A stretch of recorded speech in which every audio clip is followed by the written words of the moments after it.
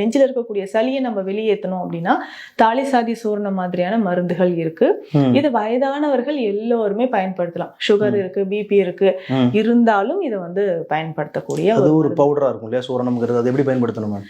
இது எப்படி பயன்படுத்தலாம்? வெந்நீர்ல 1/2 ஸ்பூன் எடுக்கிறோம், காலை இரவு 2 வேளையும் வெந்நீர்ல கலந்து குடிக்கணும். குடிக்கும் போது தொண்டைக்கு வந்து ஒரு இதமான ஒரு ரிஃப்ளெக்ட் அது கொடுக்குன்னு சொல்லலாம். நல்லாவே தெரியும். ஸோ இரவு வந்து ஒரு சிலர் தூங்கும்பொழுது கூட குடிச்சிட்டு தூங்கலாம்.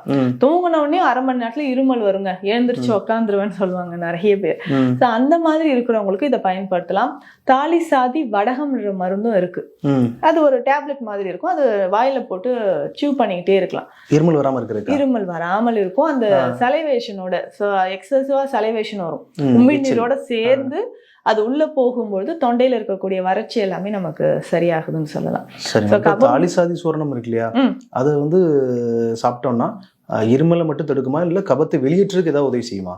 கபத்தை வெளியேற்றும். அது பெஸ்ட் ஒரு எக்ஸ்பர்ட் வாரண்ட் அப்படின்னா நுரையீரலுக்குள்ள தேங்கி இருக்கக்கூடிய நாட்பட்ட சளி வெளியில வர்றதுக்கு தாலிசாதி சூரணம். இது வந்து பேசிக்கான மெடிசன் தான். அது சரி, வயதானவர்கள் பொதுவா பயன்படுத்தக்கூடிய மருந்து. இதை தாண்டி நமக்கு வந்து வீசிங் இருக்கு, ஆஸ்மா இருக்குன்னா அதற்கு ஏற்ற மருந்துகள் டாக்டர் கன்சல்ட் பண்ணிட்டு எடுத்துக்கலாம். இப்ப தாலிசாதி சூரணம் மட்டுமே சாப்பிட்டாலே ஒரு 4 நாள் தொடர்ந்து சாப்பிட்டாலே ஒரு நல்ல இம்ப்ரூவ்மெண்ட் நமக்கு தெரியும், நல்ல ஒரு முன்னேற்றம் தெரியும். அதுவே போதுமானதுதான்.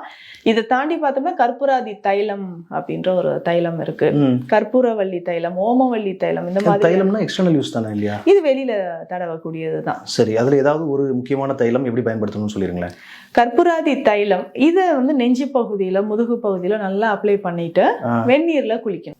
சரி, நெஞ்சு பகுதியில் நல்லா அப்ளை பண்ணிட்டு அதுக்கப்புறம் நம்ம வெந்நீர்ல குளிச்சுட்டே வரும்போது நெஞ்சில இருக்கக்கூடிய சளிகள் வெளிவர ஆரம்பிக்கும் வயதானவர்களுக்கு. இந்த மாதிரி கபம் தொடர்பான பிரச்சனைகள் இருக்குன்னா நம்ம பேசிக்கா இந்த மெடிசன், சித்தா மெடிசன்ஸ் வச்சு ஹேண்டில் பண்ணிக்கலாம்.